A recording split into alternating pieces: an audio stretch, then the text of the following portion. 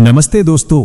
हिंदू धर्म में त्योहार केवल बाहरी खुशियों का उत्सव नहीं होते, बल्कि वे हमारी आंतरिक ऊर्जा, मन के संतुलन और आत्मा की शुद्धि के भी प्रतीक होते हैं। होली के रंगों में पूरी तरह डूबने से ठीक 8 दिन पहले एक ऐसा गंभीर और आत्मचिंतन का समय आता है जिसे हम होलाष्टक कहते हैं।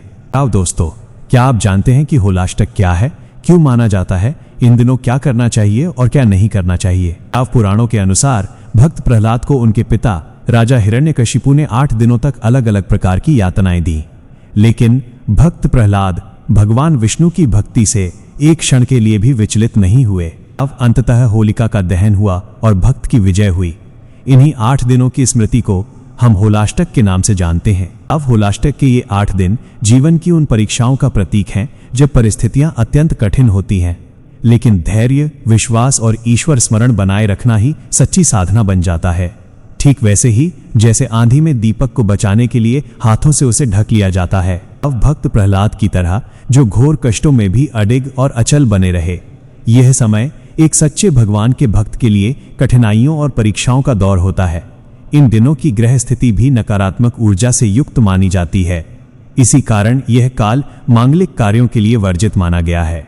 लेकिन मित्रों, ये 8 दिन केवल शुभ कार्यों की मनाही के नहीं है, बल्कि ये वो समय है जब प्रकृति और मनुष्य के भीतर की भावनाएं उफनते समुद्र की तरह हलचल मचाने लगती हैं।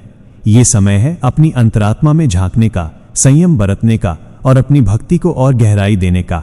आइए आज हम होलाष्टक की उस गहराई को जानें जो हमें अध्यात्म की नई ऊंचाइयों तक ले जाती है।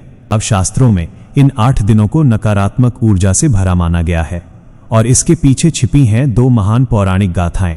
पहली गाथा है भक्त प्रहलाद की। अहंकारी राजा हिरण्यकशिपु ने इन 8 दिनों में अपने ही पुत्र प्रहलाद को विष्णु भक्ति छोड़ने के लिए असहनीय कष्ट दिए। कभी उन्हें पहाड़ से फेंका गया तो कभी विष दिया गया। वो 8 दिन प्रहलाद के लिए घोर पीड़ा के दिन थे, लेकिन भगवान के प्रति उनकी अटूट आस्था ने हर विष को अमृत बना दिया। इसीलिए ये दिन तपस्या, संघर्ष और विश्वास की याद दिलाते हैं। दूसरी गाथा जुड़ी है महादेव और कामदेव से। पौराणिक मान्यताओं के अनुसार कामदेव द्वारा भगवान शिव की तपस्या भंग करने पर महादेव ने क्रोध में आकर इन्हीं दिनों कामदेव को भस्म कर दिया। कामदेव के भस्म होते ही पूरी सृष्टि से प्रेम और हर्ष जैसे लुप्त हो गए। चारों ओर शोक और विरक्ति व्याप्त हो गई। इन्हीं स्मृतियों के कारण प्रकृति में एक अदृश्य बेचैनी और संताप महसूस किया जाता है। अब ज्योतिष शास्त्र के अनुसार होलाष्टक के दौरान सभी ग्रह उग्र स्वभाव में होते हैं। चंद्रमा, सूर्य, मंगल, बुध, गुरु, शुक्र, शनि और राहु। जब ग्रहों की स्थिति ऐसी होती है तो मनुष्य का मन आसानी से विचलित होता है और निर्णय लेने की क्षमता प्रभावित हो जाती है। इसीलिए हमारे ऋषियों ने इन दिनों में बड़े भौतिक कार्य रोककर अपनी ऊर्जा को संचित करने और ईश्वर की शरण में जाने की सलाह दी। यह समय बाहरी संसार को जीतने का नहीं, बल्कि अपने भीतर के विकारों को जीतने का है। इन दिनों सृष्टि में एक अस्थिरता का भाव रहता है। ऐसे समय में भगवान से प्रार्थना एक ढाल बन जाती है जो भक्त को संकटों से बचाती है। अक्सर हमारे मन में प्रश्न होता है, इन 8 दिनों में हमें क्या करना चाहिए और क्या नहीं करना चाहिए? शादी, विवाह, सगाई, मुंडन या नामकरण जैसे संस्कार इन दिनों नहीं किए जाते। नए घर की नींव रखना, गृह प्रवेश करना या नया व्यापार शुरू करना भी टाल देना चाहिए। यहाँ तक कि वाहन या भूमि जैसी कीमती वस्तुओं की खरीदारी से भी बचना उचित माना गया है। लेकिन इसका अर्थ ये नहीं कि यह समय अशुभ है, बल्कि यह समय साधना का है। इन दिनों किया गया दान, चाहे वो अनाज हो, वस्त्र हो या धन, 1000 गुना फल देता है। इन दिनों ओम नमो भगवते वासुदेवाय और महामृत्युंजय मंत्र या भगवान के नामों का जाप अत्यंत शुभ और कल्याणकारी होता है। हनुमान जी की आराधना नकारात्मक ऊर्जा से सुरक्षा कवच प्रदान करती है। अपने इष्ट देव और कुलदेवी का ध्यान अवश्य करें, क्योंकि वही आपकी ऊर्जा को संतुलित रखते हैं। होलाष्टक में अपने परिवेश को शुद्ध रखना भी अत्यंत आवश्यक है। प्रतिदिन सायंकाल घर में कपूर या गुग्गुल की धूनी दें।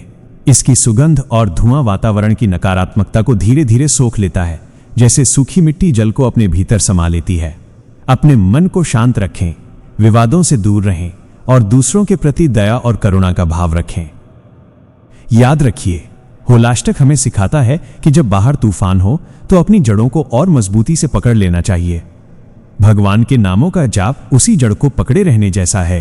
प्रहलाद की तरह अडिग रहें, ताकि जब 8 दिन बाद होलिका दहन की अग्नि जले तो उसमें हमारे सारे कष्ट और नकारात्मकताएं जलकर राख हो जाएं। साल 2026 में होलाष्टक का ये पवित्र समय फाल्गुन शुक्ल अष्टमी अर्थात 24 फरवरी मंगलवार की सुबह लगभग 7:02 से प्रारंभ हो रहा है, जो होलिका दहन तक चलेगा। इन 8 दिनों को भय से नहीं, भक्ति से भर दें। ये आत्मचिंतन का अवसर है। खुद को आध्यात्मिक रूप से मजबूत बनाइए ताकि होली के रंग आपके जीवन में नई ऊर्जा, शांति और सफलता भर दें। ईश्वर आप सभी का कल्याण करें। यदि ये ज्ञान आपके मन को छू गया हो तो इसे दूसरों तक अवश्य पहुंचाएं। वीडियो को लाइक करें, चैनल को सब्सक्राइब करें और कमेंट में लिखें ओम नमो भगवते वासुदेवाय। आइए इस होलाष्टक को भक्ति, संयम और साधना से पावन बनाएं।